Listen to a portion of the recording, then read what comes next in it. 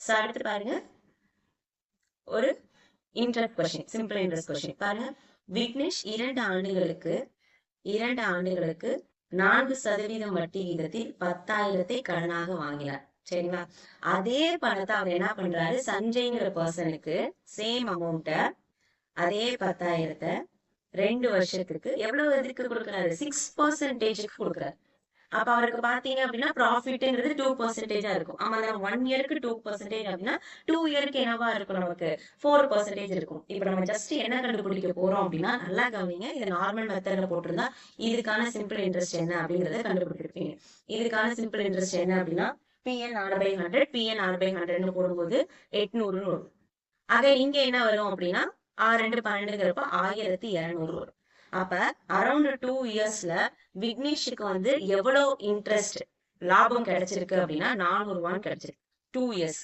ஆனா எனக்கு ஓராண்டின் லாபம் வேணும். அப்ப 2 இயர்ஸ்க்கு 400 அப்படின்னா 2 வருஷத்துக்கு 2ஆல டிவைட் பண்ணோம் அப்படின்னா நமக்கு 1 வருஷத்துக்கு கிடைக்குமா? அப்ப ஆன்சர் என்னது 200. சோ இது நார்மலா PN/100 அந்த ஃபார்முலால போட்டுருக்கோம். PN/100. சோ இங்க நான் 800 கொடுக்கணும். பட் நான் கொடுத்த இடத்துல இருந்து எனக்கு 1200 வருதுன்னா எனக்கு 400 லாபம். 400ங்கிறது 2 வருஷத்துக்கு லாபம். அப்போ 1 வருஷத்துக்கு 200. சரிங்களா? சோ இது நார்மல் மெத்தட். பட் இது நம்ம இன்னொரு மெத்தட்ல என்ன பண்ணிருக்கலாம் அப்படின்னா, எனக்கு 4% வட்டி, பட் நான் இங்க 6% கொடுத்துருக்கேன்னா எனக்கு அரௌண்ட் 2% ப்ராஃபிட். ரைட்டா? 1 இயருக்கு 2% ப்ராஃபிட். அந்த 2% மட்டும் நான் கண்டுபிடிச்சா போதுல. 2% of 10,000 கண்டுபிடிங்க. 00க்கு 00 கேன்சல். அப்ப 2 into 100 is equal to எவ்வளவு? 200. அவ்வளவுதான். ஒரு வருஷத்துக்கு அவனுக்கு எவ்வளவு லாபம் கிடைச்சிருக்கும்? 200 லாபம் கிடைச்சிருக்கும். சரியா? So next one HCF LCM சொல்லலாம். சோ 7 மற்றும் 13 HCF என்ன, LCM என்ன? முதல்ல 7 மற்றும் 13ங்கிறது ஒரு சார்பகா எண். சார்பகா என்ன அர்த்தம், அவங்க 2 பேரும் வேற எந்த ஒரு காமன் டேபிளையும் வர மாட்டாங்க எக்ஸப்ட் 1 ஒன்னாம் வாய்ப்பாட்டுல மட்டும் தான் சேர்ந்து வருவாங்க. அப்ப அந்த சார்பகா எண்களின் HCF என்பது 1, LCM என்பது என்னது, அவ்விரு எண்களின் பெருக்கற்பலன். அப்ப answer 1:91. Okay. So next again ஒரு ரேஷியோ கொஸ்டின். ஒன்னும் இல்ல, x ஓட மதிப்பு y ஓட மதிப்பு கொடுத்துருக்காங்க.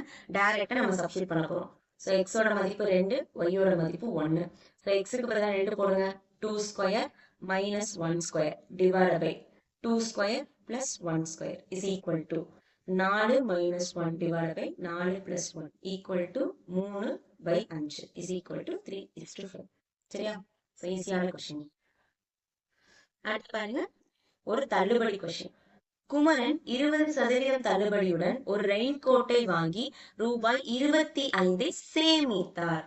சரி, எனக்கு 20% டிஸ்கவுண்ட் கொடுத்ததுனால எனக்கு 25 ரூபாய் லாபம். அப்ப ரெயின் கோட்டின் அசல் விலை என்ன? இதுதான் கொஸ்டின். அப்ப நான் என்ன பண்றேன், அந்த 20% தான் எனக்கு 25 ரூபாய். ரைட்டா? அப்ப 100% எவ்வளவு? அவ்வளவுதான். ஒரு 20 20 20 100 இது ரெண்டையும் கிராஸ் மல்டிப்ளை பண்ணா ஆன்சர் என்னது, 125. சரிங்களா? So the answer is option 20% தள்ளுபடி கொடுத்ததுனால எனக்கு 25 ரூபாய் சேவ் ஆகுது. ஓகேங்களா? அப்ப 100% எவ்வளவு? ஓகே. சோ இந்த கொஸ்டின் பாருங்க. ஒரு புத்திசாலி மனிதன் மூட்டைக்கு 30 மாம்பழங்கள் வீதம் 3 மூட்டைகள் எடுத்து செல்கிறார். மொத்தம் 3 மூட்டை இருக்கு.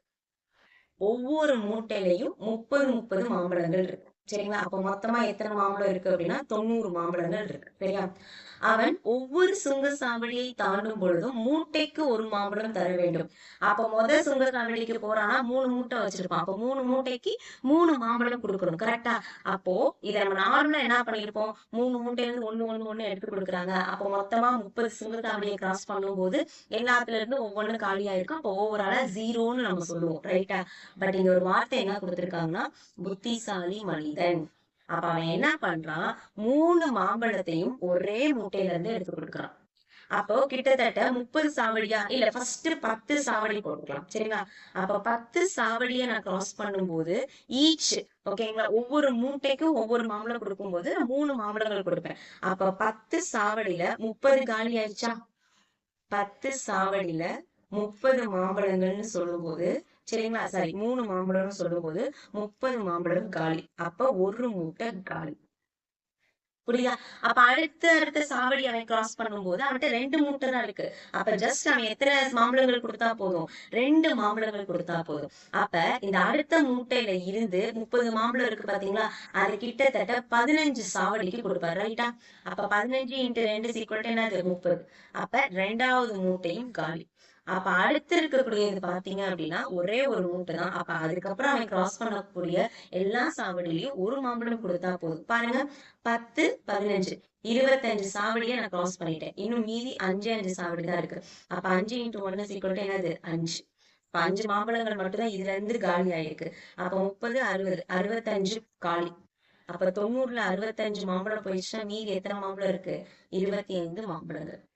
இதை நம்ம நார்மலா பாத்துருந்தா 30 மாம்பழங்கள் 3 மூட்டை 30 சாவடி அப்படின்னு சொல்லும் போது 0ன்னு போட்டிருப்போம். பட் அந்த புத்திசாலி மனிதன் என்ன பண்றான்? ஒரே மூட்டையில இருந்து எல்லாத்தையும் எடுத்து ஃபர்ஸ்ட் காலி பண்ணிட்டு ஃபர்ஸ்ட் 10 சாவடியை கிராஸ் பண்ணும்போது 2 மூட்டை ஆயிருது. அடுத்து ஒரு 15 சாவடியை கிராஸ் பண்ணும்போது 1 மூட்டை ஆயிருது. அப்ப அவன் 1 1 2 2 கொடுத்தா மட்டும் போதும். சரிங்களா?